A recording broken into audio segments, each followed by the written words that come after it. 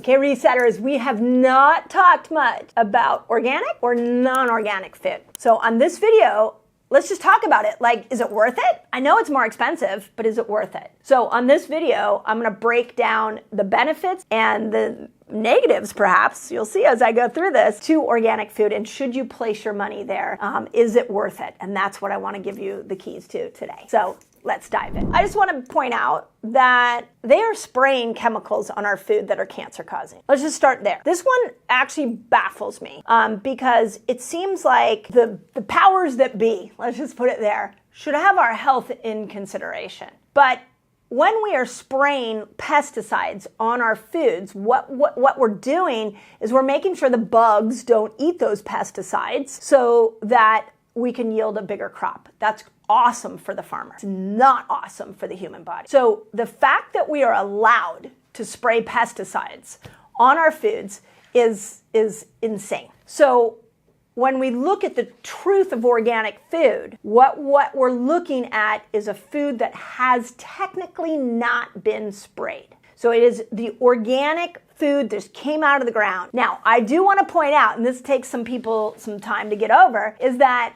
it's not as pretty. It cannot look as pretty. Sometimes a little smaller, but that's okay because it's in its natural state. When we look at should we be eating organic or not, is it worth the extra cost? I really want to look at, well, what exactly is sprayed on these foods? And when we look at the term pesticide that's being sprayed, what at the root of that word, what is the problem with a pesticide? And the biggest problem is it's an endocrine disruptor. So it will block these receptor sites for your hormones to get in. In this concept of an estrogen disruptor also lives something called an estrogen mimicker. So, and they're kind of go hand in hand. We use those terms often together. But an estrogen mimicker actually fits into the receptor site and will go into the cell, but it's not estrogen. It doesn't activate the cell the same way estrogen would. It shuts down your own estrogen production, and the more estrogen mimickers that you're getting in from these pesticides, they become toxic estrogen, which contributes to hormonal cancers like breast cancer. So from a lens of hormones, pesticides are disastrous because they are estrogen mimickers that are throwing the whole estrogen system off. For menopausal women, they're even more disastrous. So just keep that in mind. Second thing about pesticides that I want to point out is that one of the most popular pesticides is called glyphosate. I don't know what country you're in. I know a lot of countries have banned it. Thank you to the countries. And I know here in America, a lot of the states are banning them. Thank you to those people that are doing that. Because what glyphosate does is it's like the ultimate pesticide, but it destroys the gut microbiome. So it's not just an estrogen mimicker. It destroys the gut microbiome and it drives heavy metals deeper into the brain. So what's interesting about that is, I'm going to use my menopausal woman for an example, is that if you get heavy metals more in the hypothalamus and pituitary, your hormonal system is going to be thrown off. And if you have a destruction of the microbiome of your gut, you have in there bacteria that break estrogen down called the estrobolome. That's not going to happen. And if you end up with glyphosate destroying that thin inner lining of your mucosal membrane, causing something that we now know is called leaky gut syndrome, that's going to allow toxins to go into your body and will tank your energy. So do you see how multi-pronged this is? So it's really hard for me to stay on a video like this and tell you it's worth it. Because when I look at those two things, I'm like,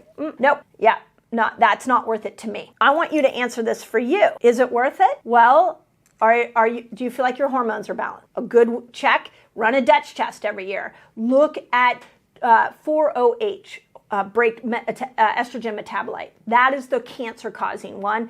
That is what would cause estrogen to go up. So you could run a Dutch test. You could look at 4OH. I run one on myself every year, and you can see if you're getting if your hormones are balanced and you're getting that toxic estrogen too high. Is it worth it? Yes, if you have not buying organic. If your gut is in good shape, then yeah, you might be okay. If you know you have a good gut, a good microbiome, you've tested it, then great, it might be okay. Is it worth it? Well, what if maybe you want to prevent a chronic disease? Then yes, we want to be able to eat organic so we can prevent the toxins influx that's happening. So it's really personal to where you're at.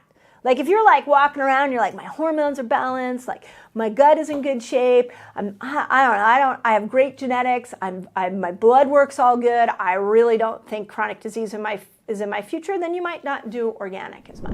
Okay, I gotta interrupt this video because I have a free guide for you so you can master fasting. It's called A Beginner's Guide to a Fasting Lifestyle, and all you've got to do is click here and you can jump right in. Now, here's the tricky part.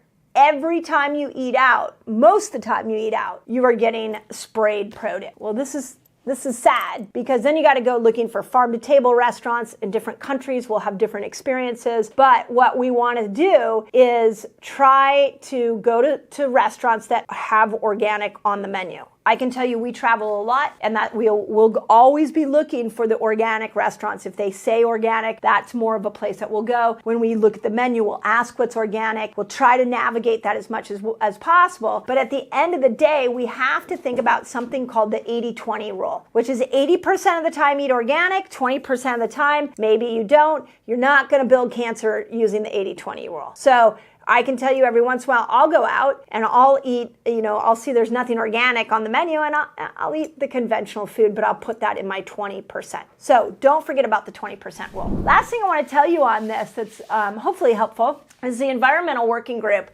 did something called the Clean 15 and the Dirty Dozen. And they told us, they show that you can just Google, Clean 15 and Dirty Dozen, and there's charts. And they show what you can get, what has the highest pesticide load and what is a little bit less. And so if money's tight, you might decide that the Dirty Dozen have to be organic, but the Clean 15 may not. I'll tell you where we use this a lot in avocados.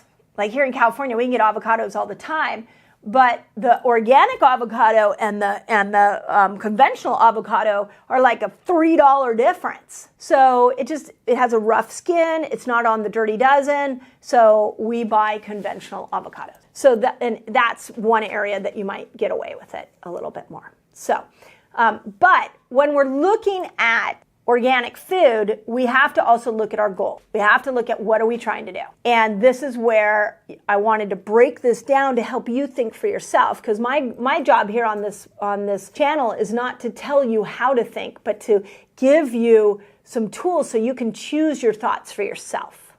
Don't think like me, think like you. So I'm giving you perspective that hopefully will make it easier to make choices when you're at the grocery store. So just for the fun of this, let's put it in the comments. Organic, not organic? Which one are you? Which camp? Which team are you on? I want to see for our community here what we're doing, where we're going with this. It's going to be fun to look at. But whatever you do, don't give up on yourself. And in my book, organic's worth it.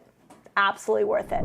I know you're struggling to lose weight. It may be your fasting length. So in this video, I'm going to show you the perfect fasting length to unstick weight loss. In fact, it's such an incredible tool for weight loss. I think you should start with fasting before you change your food to be able to get into that door in for losing weight.